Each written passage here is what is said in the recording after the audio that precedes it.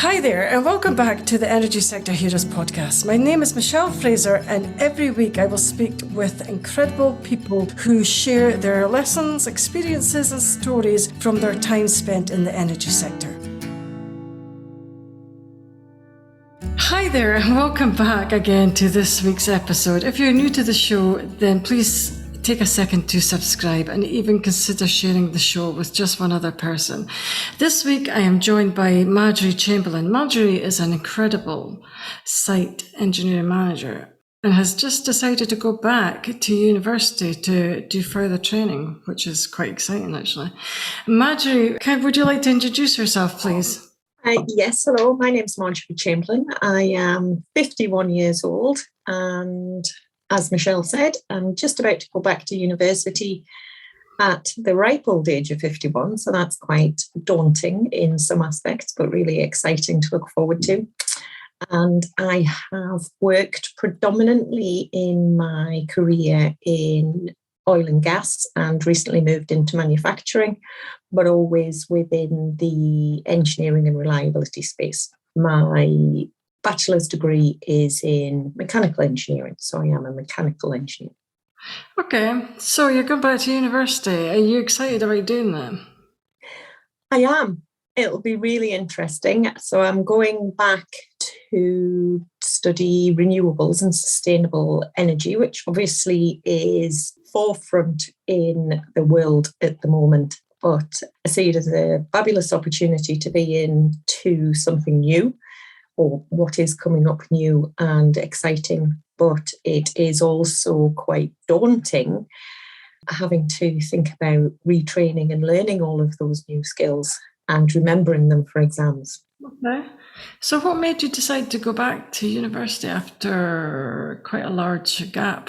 Well, I originally went to university to do my bachelor's quite late on in life. I was 26 when I did my bachelor's rather than the traditional 18. So always been one to buck the trend about when you should do these things. Or you could just say I'm a late bloomer.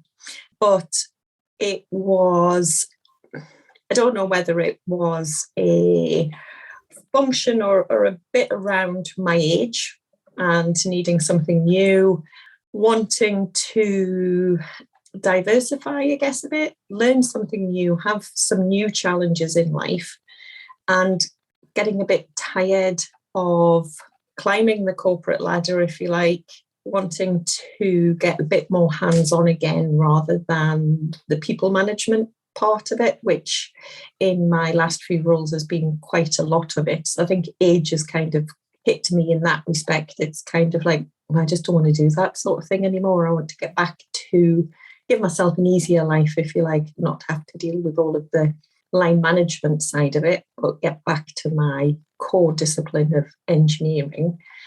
And this was I had an opportunity of a reorganisation and redundancy potential. So I decided to go for that and look at what I could do at university to, as I say, give me something new to look at, a refresh from the grind on a day-to-day basis, and then come back renewed in a couple of years' time back into a slightly different industry. Okay, so how long is your course going to take? Is it an MSc that you're doing? Yes, it's an MSc, but it's an advanced practice one, so it's a 2-year course. So the first year is the taught side of the MSc, and then the second year is being involved in research. When I was thinking about going back to university, I had originally just thought about doing an MSc, and then one of my nibblings, Beck, is doing a PhD in history. So there was a lot of support and, well, have you ever thought about doing a PhD? So I did look into it and I did apply for a couple of them, but unfortunately I wasn't successful. So that kind of set me on the path of thinking about research a bit more as well, thinking about going and doing a PhD. Again, not sure at the moment whether after my master's I want to head more into the research side. As I say, for the last 20 odd years I've been working in industry, in an operational side of life, and want a different pace, want something different to do. So research might be the bit that is the exciting new thing that I want to get into. And this course offers me at least a taster of that, being involved in it and seeing whether it is something that I want to do. And with it being part of the master's course, it is that start of that experience of research for any future jobs as well. Okay, sounds amazing. So you're looking forward to going back then? I am, yes. Start at the end of September. I've got my uni bag all sorted, and I've got my computer, got my pens and pencils and my notebooks. I just need my uni uniform now, and then I'll be sorted. It'll be great. No, I think it'll be amazing, actually. It sounds exciting, actually, and an exciting time to do it, actually. Because sustainability is quite a huge thing just now. It is. It's the way the world needs to go. There is no two ways about it. I have spent 20 years in the oil and gas industry, and I was very fortunate to have got that opportunity in the first instance, and that came about from the university I went to do my bachelor's. With going to university later in life, I had never considered doing a sandwich course, a thick sandwich course, and taking a year out to go to industry, just because of the length of time it would take.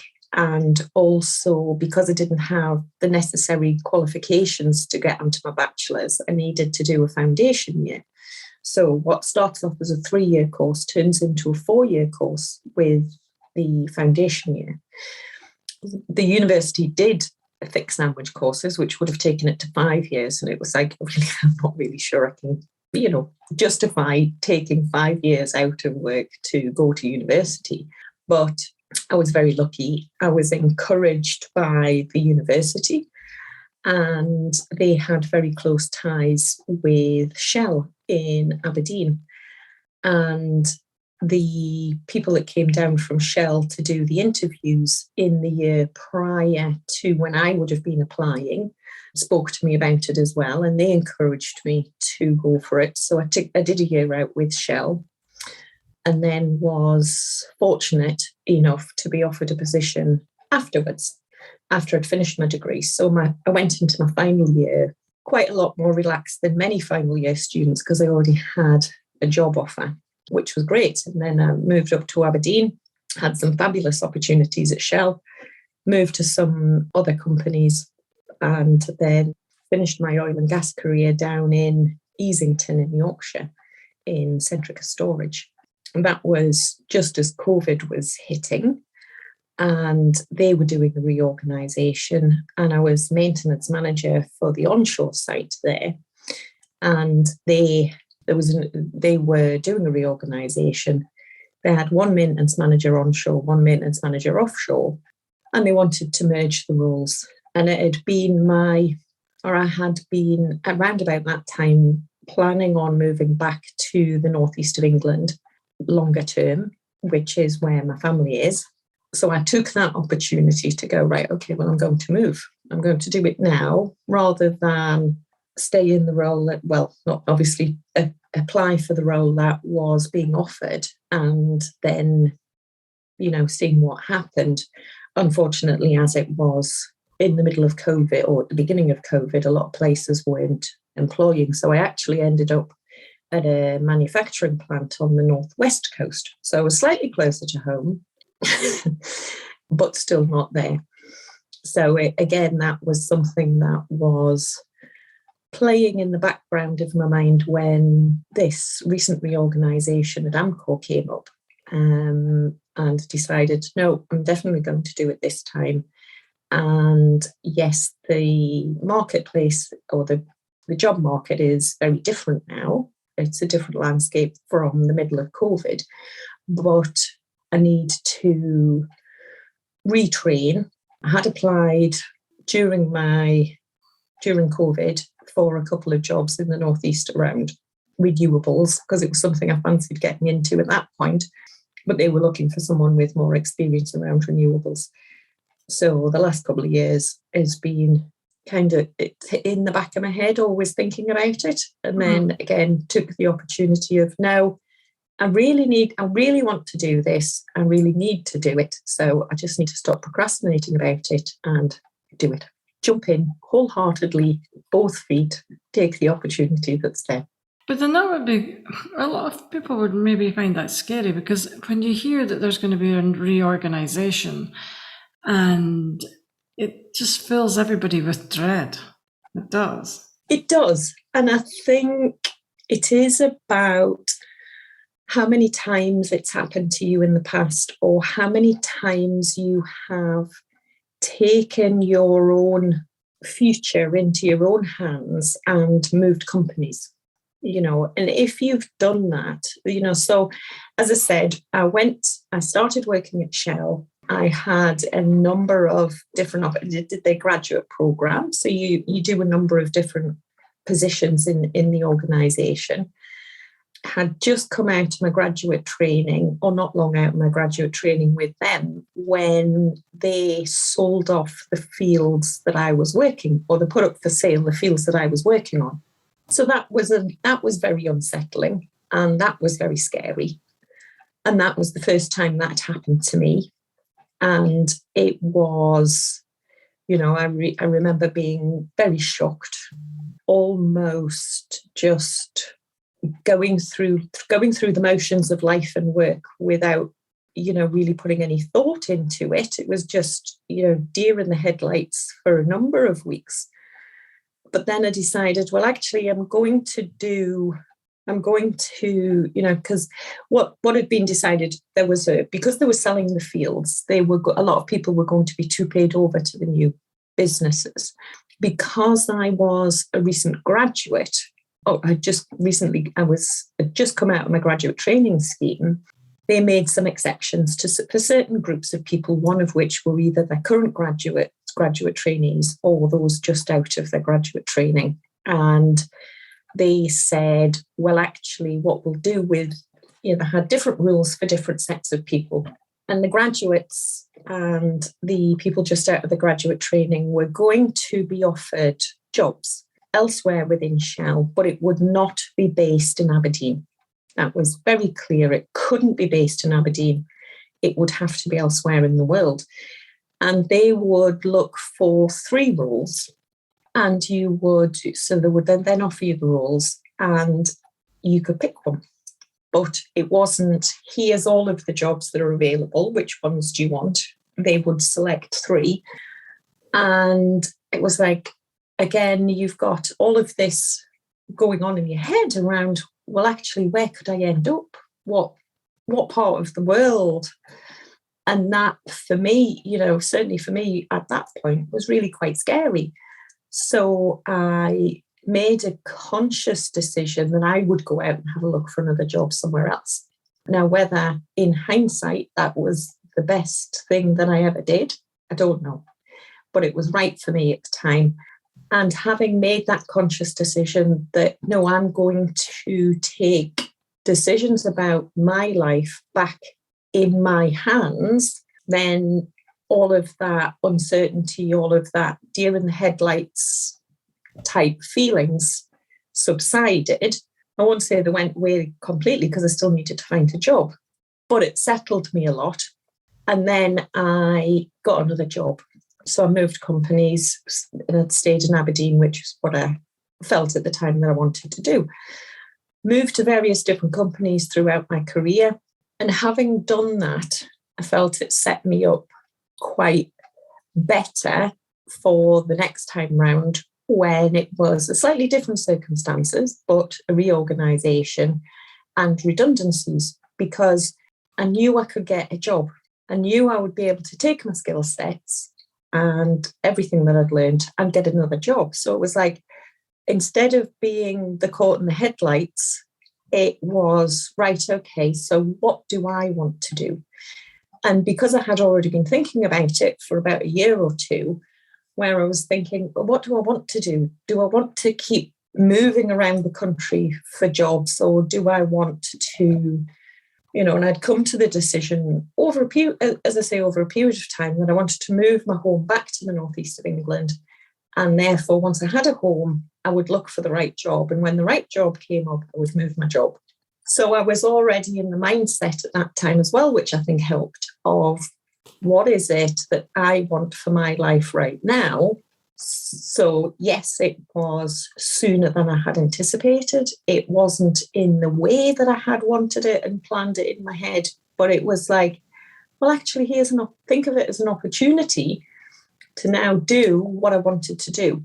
And having been in a position where I had already previously been shocked and come out of it and been perfectly okay, and then made conscious decisions previously for changing jobs, changing companies, I was like, well, actually, it's not as bad as it seems. But I think it is the first time it happens to you, you go, gosh, what am I going to do? Okay, so you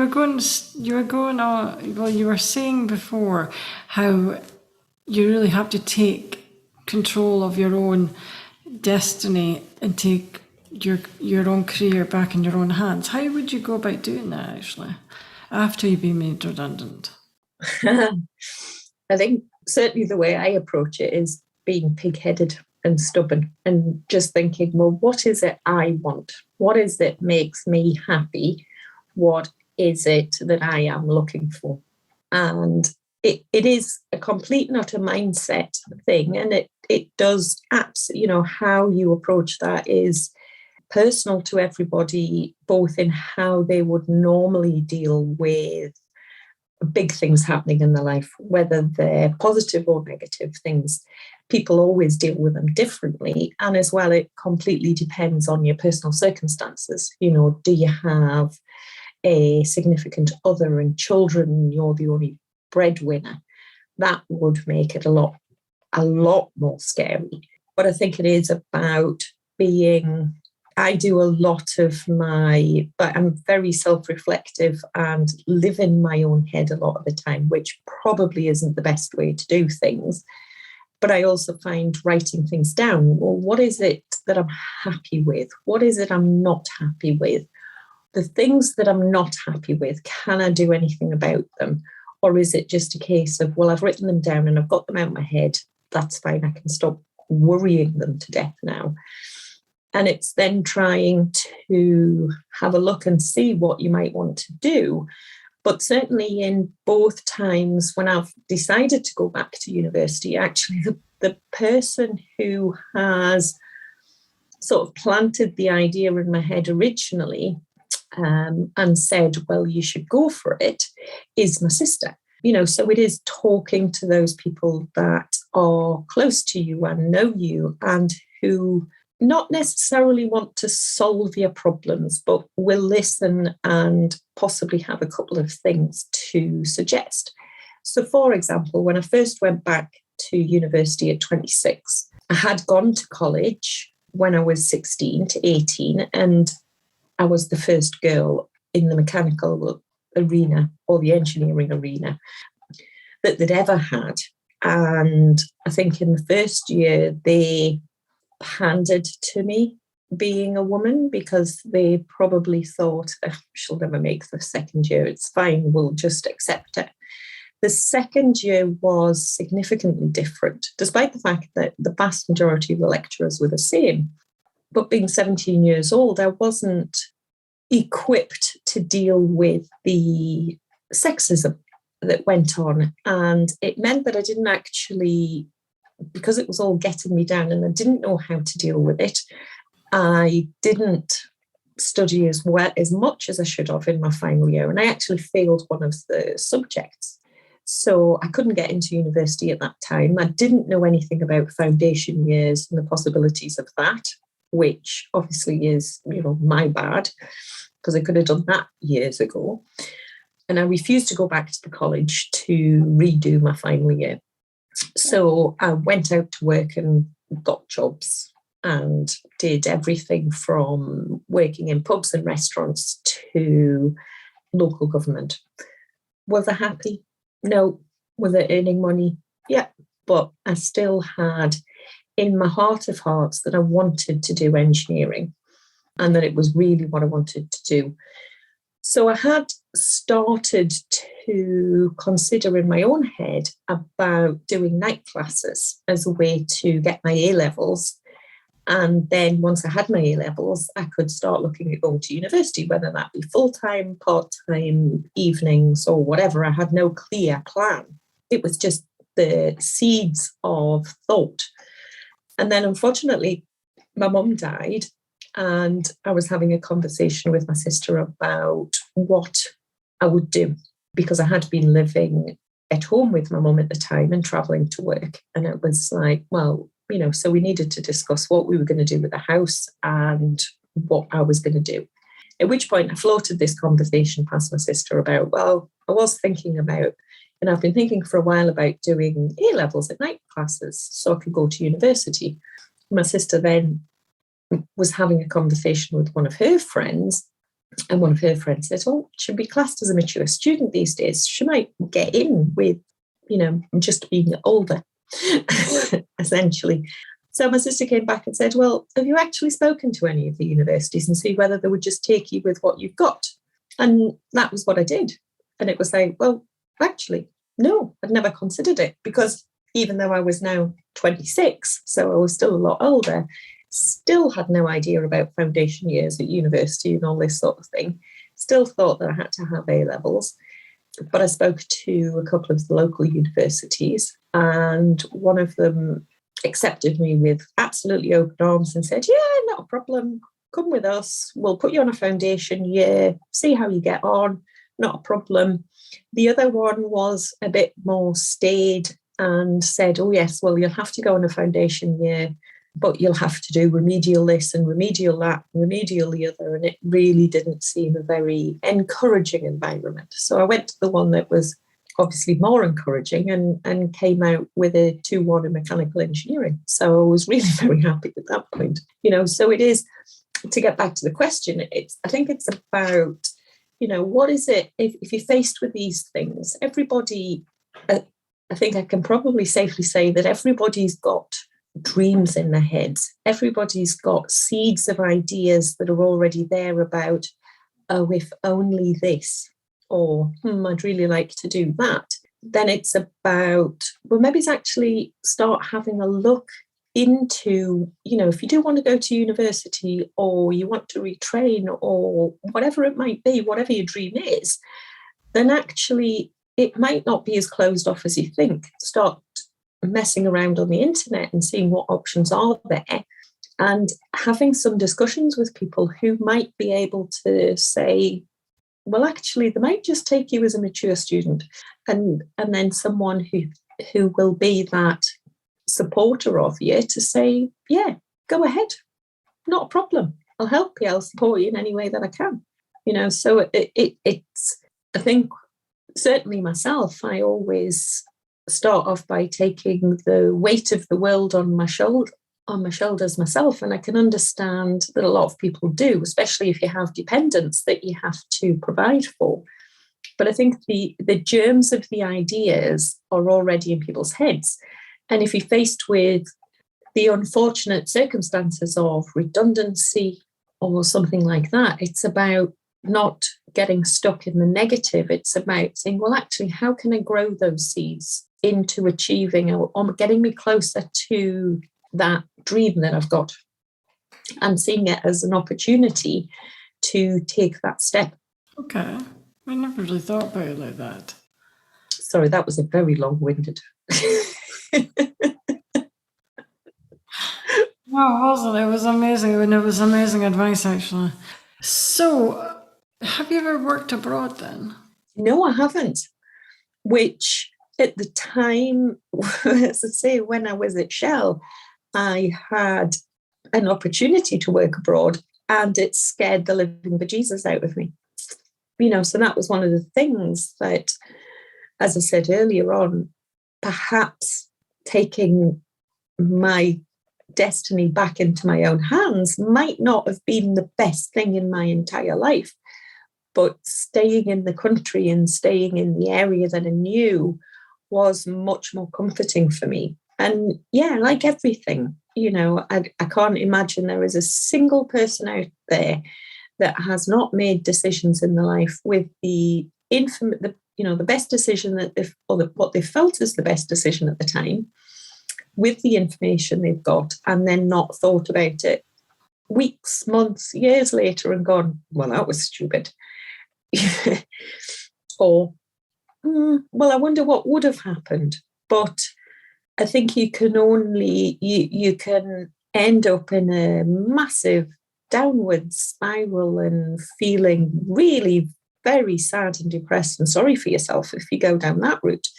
I think the only thing that you can do is, if you do think that, is to think about, well, actually, what can I learn from it?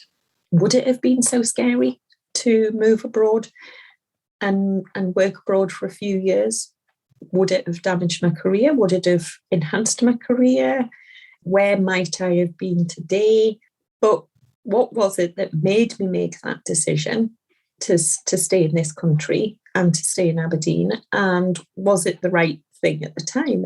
And as I say, moving abroad, I'd moved from the northeast of England to the northeast of Scotland for work, and I was by myself, so I'd already set up, and I did it a number of times over my career, moved to different towns and areas and worked there and being completely by myself. And it's a pain in the backside not having a support mechanism, not having people around you that, not being able to go out to the pub with friends or go out for dinner. You have to start everything from scratch every time you move, which I think is one of the reasons why over the last few years I've been trying to get back home, because at least then I have my family. But at least if I stayed in this country, yes, it may have been several hours of driving, but at least I could still see people that I knew. If I'd moved abroad, it would have been a lot more difficult. And I think that's ultimately where the fear came from of moving abroad, is that, well, actually, I'm in, it's not just a whole new company. It's not just a whole new job. It's not just a whole new set of people that I have to get used to working with. I don't know anybody.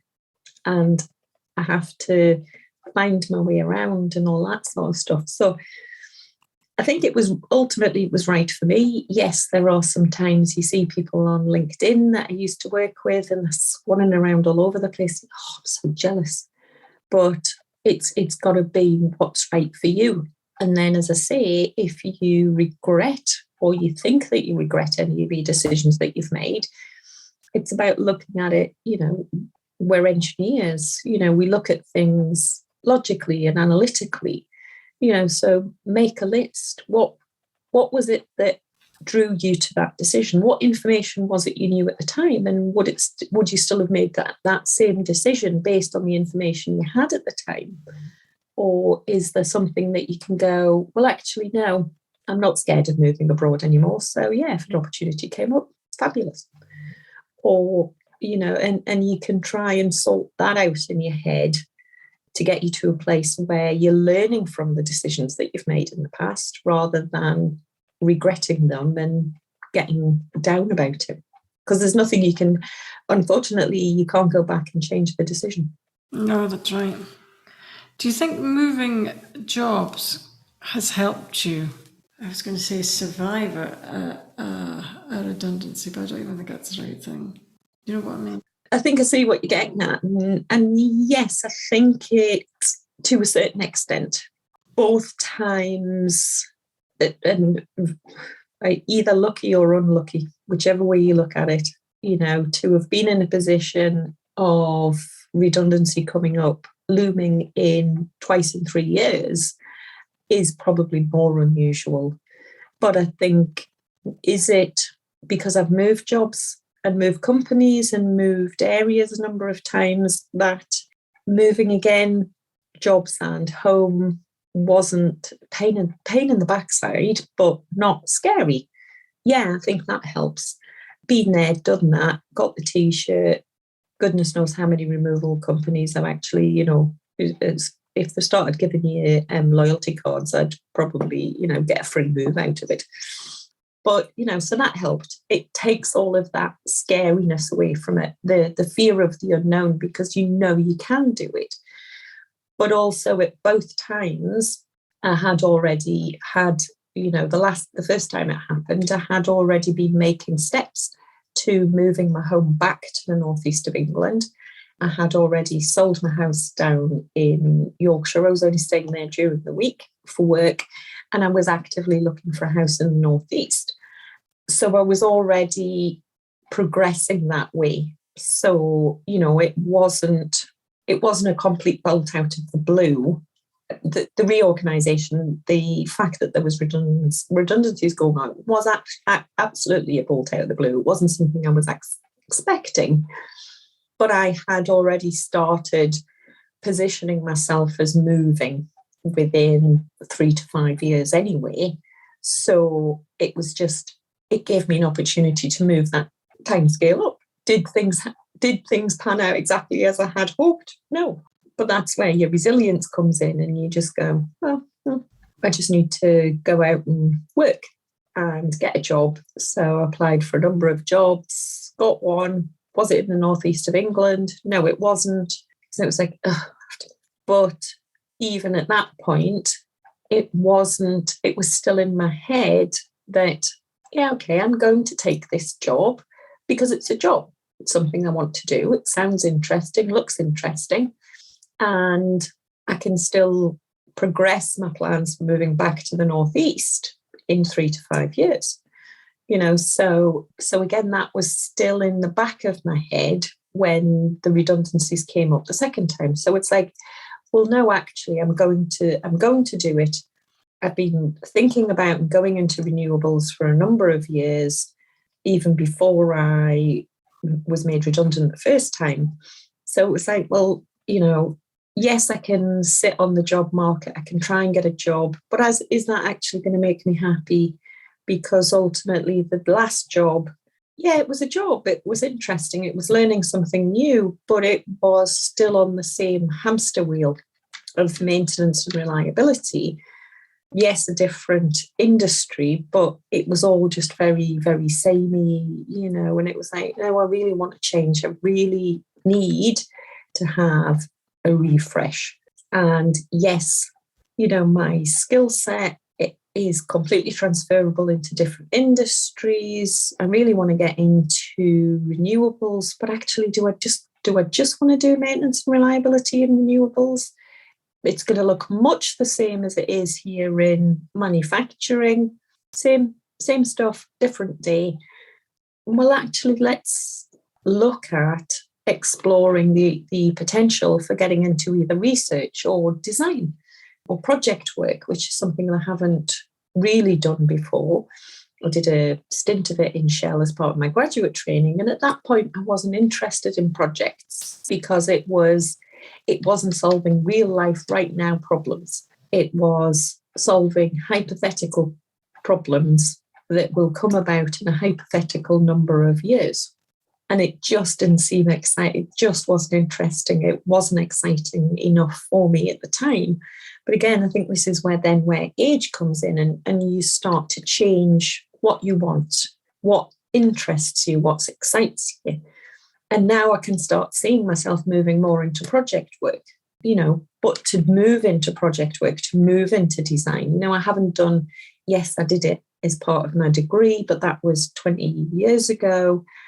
I really need to be going back to university to then study the latest technology, the latest things, what is happening in the world of renewables. How do you design a wind turbine so that I can then position myself in a much better place for getting, for either moving into research or project work in renewables, rather than being on exactly the same hamster wheel, but just in a different industry.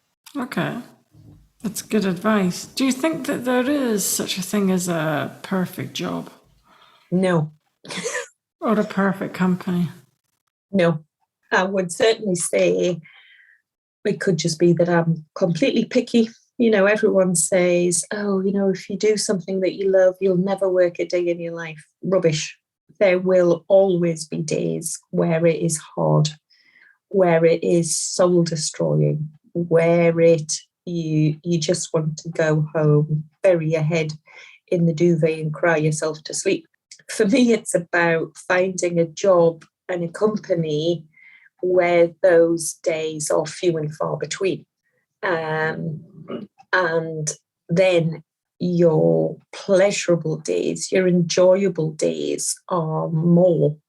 And they are the things that carry you through the bad days, as well as your support system that you've got with your friends and your family and stuff like that. But not every day will be perfect. Not every day will be joyous, even to the point where, there's some things that I always do, and I always try and encourage my staff to do over the years as well, is that if your job is particularly, or on days when it's particularly hard, when, if you're in a position where maybe it's for the last 4 weeks or something, nothing seems to have gone right.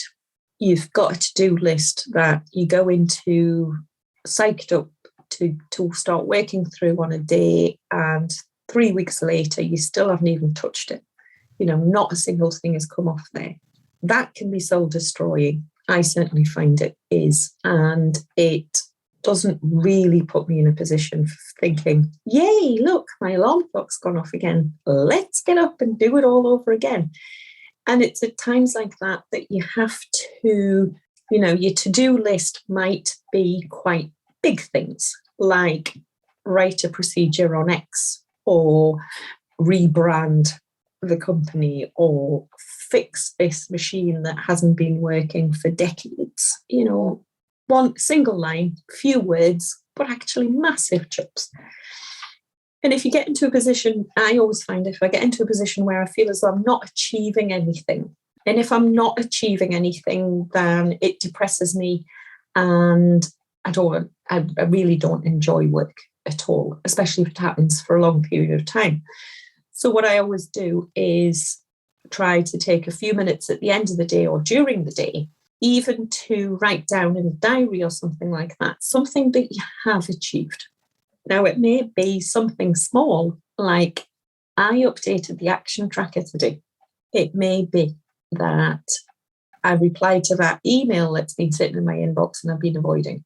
Doesn't have to be big stuff. But if you start putting those down, either at the end of the day or as you do them on a list, you can then reflect, you can then see, instead of your to-do list, which is sitting on one side of you, where nothing gets, it's just nothing gets done, and it's just taunting you.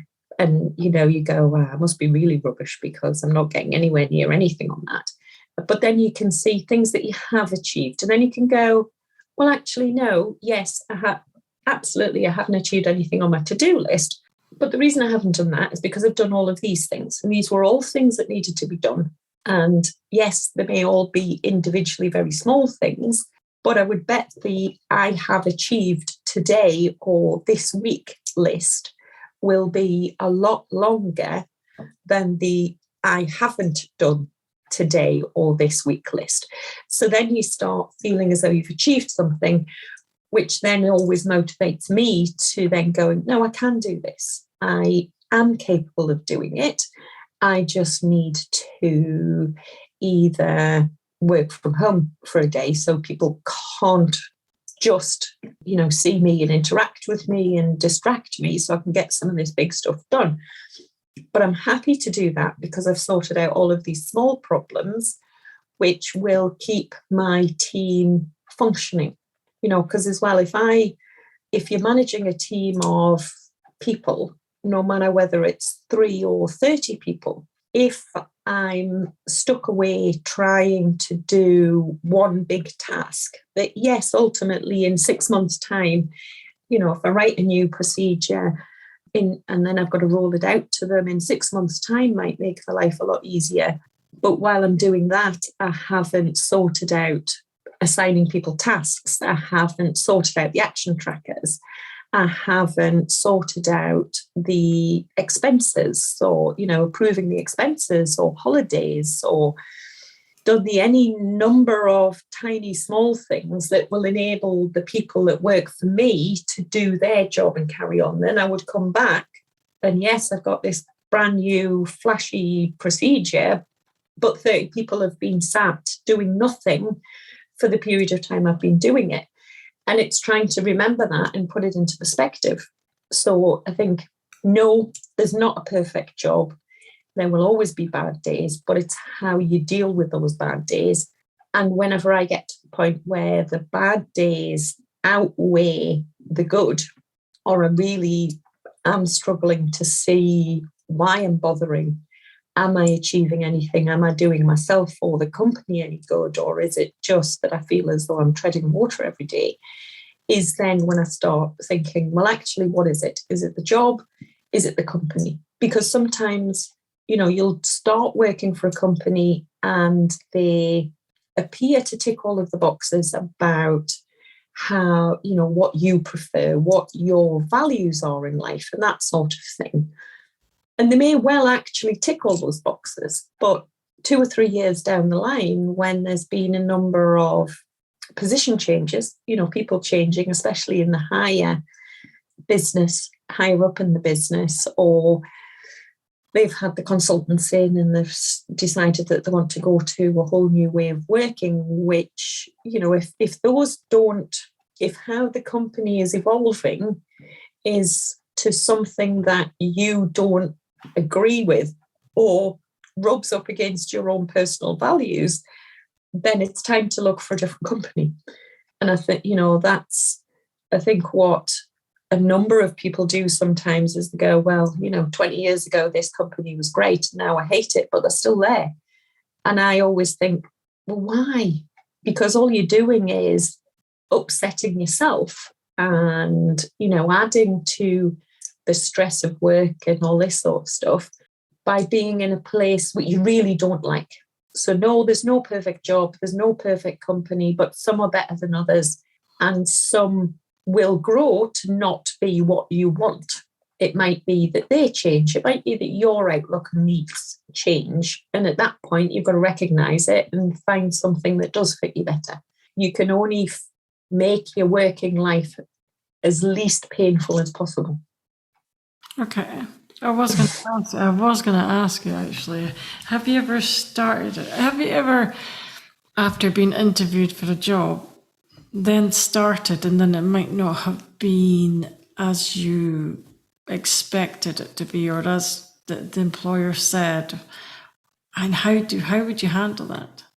Yes, to the first part of the question, there are always things that aren't as the same when you join a company. And I think as well, if you go in and you think that they are going to be exactly as they portray themselves during the interview, you're just setting yourself up for, disappointment.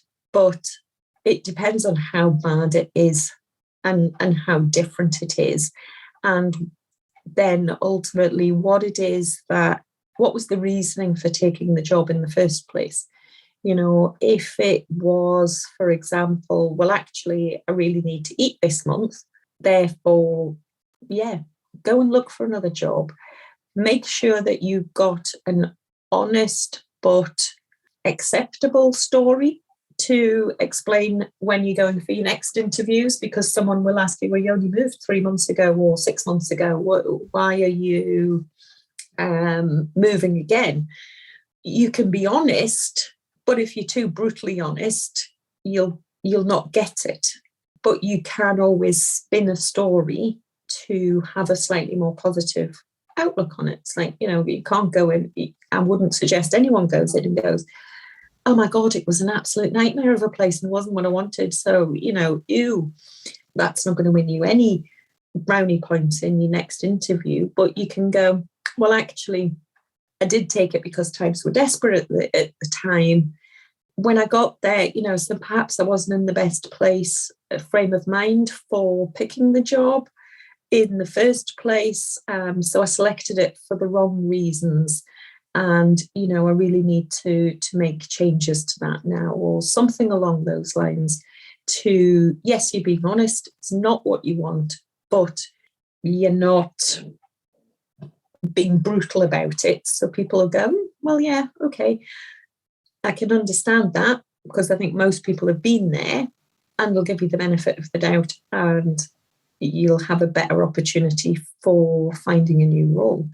But I certainly wouldn't suggest to anybody that just because something might look bad on your CV about moving frequently or, whatever, unless it is absolutely systemic, that through your entire 30-year career, you've moved every 6 months. That may show some red flags when people are looking at your CV. But if you've done it a couple of times and you can have a reasonably well thought out answer for it, then it's not a problem. I would not advocate anybody to stay in a job or a company that they really don't like for a significant period of time, purely because it might look bad on the CV, because it will just, it will be, soul destroying completely. And then you're not in a mentally fit state to make a good decision about the next job that you take either. And you've probably been a nightmare to live with, and you've had no fun in your life, and you're just not in the right frame of mind. So I don't think that you should stay where you're not happy. I think that's really good advice, actually. So I'm going to wrap up because we've been talking for an hour, actually. And you said that you didn't think you were going to be able to talk. I was going to ask you, what advice would you have for anybody going through the same situation? Redundancies, or going to university, or just being an engineer? Nah, probably all of them, actually. Probably if they're maybe going through a redundancy, or maybe have that maybe looming over their head. I think it is, as I said earlier on, I think it is about, taking a deep breath. It happens, unfortunately, and it does get easier if you, I do feel, certainly with people that I've seen go through it, if it's the first time they're going through it, something like that, it is terrifying. So if there is some, if you are going through it and there are people who are your support mechanism around you at home and what have you, or you've got people at work that you can speak to who have been through it before, speak to them and listen. You don't have to believe and agree with everything that anybody tells you, but if they can give you a fraction of comfort, or take away just a little bit of that angst, because they can say, been there, done that, got the t-shirt. Yes, it's scary at the beginning, but when you come out of it at the other end, actually it's great. It didn't kill me, it didn't nearly kill me, or anything like that. Then I think that takes away some of the pain and the anxiety around it. But as well, what is it that you've sat and thought about, either in the evenings or the weekends, or when you're on holiday and you've thought, I'd really like that. If I won the, what are the things that you've been thinking about? If I won the lottery tomorrow, I'm not talking about if you won millions and millions and therefore didn't have to work again. But say you won $500,000 on the lottery. It's a life-changing amount of money. But if you're relatively young, it's not going to, it's not as though you can just give up work and go and live the high life for, your remaining 20 or 30 years of life. But you'll have some thoughts about what you want to do. If, and start thinking about those sort of things. Well, what is it, if I didn't have a mortgage, or I didn't have this, or I didn't have that, or whatever, what are the things that you want to do? What is it that springs to your mind of, I'd really like to do that? And yes, I'm not saying that, anyone's going to get a payout of £500,000 in a redundancy, but then start thinking about, well, actually, what is it I need to live as well? Because we all get to the point where we live up to our income, but actually, do we need it? Really? Do we need to spend that much money? So then that starts bringing your expectations down about, well, actually, what is it that I can not survive on, because nobody wants to just survive, but what would make me happy? What's the minimum I need, the minimum I need to make, to have a good life? And then that starts opening up opportunities, because then you might go, well, actually, I don't need the salary that I've got. So then all of a sudden, the salary that you would get from what your dream would be to do if you won $500,000 and your mortgage was paid off, then actually those two things possibly could be closer together, which then means that, well, why not go for it? Take the opportunity of getting the redundancy to use that money to retrain, or to pay off some of the mortgage, or look to move into something smaller if you don't need the 10-bedroom house that you're rattling around in by yourself, for example. And start, looking at it from both sides. What would make me happy? What would, rather than just feeling that fear and going, I really need to get back out into the marketplace and I need to get exactly the same job, and then find out on the other side of it that, well, actually, I'm just on the same hamster wheel, just for a different organisation or in a different industry, and I'm still actually not going home any happier at night, or, I'm not relaxing until Saturday night, and all of a sudden then Sunday I wake up and it's like, I have to go to work tomorrow. And those sort of things are much more detrimental to not only your physical health and your mental health, but your outlook on life as well. And if you're not enjoying, we spend so many hours at work. If they're bad hours, then you're not really any company, and you don't want to go out, you don't want to have fun, but they are the things that will reinvigorate us and regenerate us for time at work. So if you're faced with redundancy or it's looming, start having a think about my advice would be, start having a think about what you really want to do. What are your dreams? What are your aspirations? And actually, are they really that far away? Because I think if we all sat down and thought about it, spoke to the right people who could possibly give us some advice, that they're probably not that far away. I think that's amazing advice, actually. I think it is. Here endeth the lesson on how to be made redundant. Yeah. Okay. No, I'm going to wrap it up. Okay. That's all the questions I have for today. I would like to thank Marjorie for your time. That brings us to the end of another episode. Thanks for listening, and see you next week. Thank you, Michelle. That brings us to the end of another episode. Thanks for listening. If you enjoyed the show, I'd like to gently encourage you to leave a 5-star rating wherever you listen to podcasts, and share the show with another person. You can also follow me on LinkedIn or via my website, www.michellefraserconsultancy.com. Thanks again for listening, and see you next week.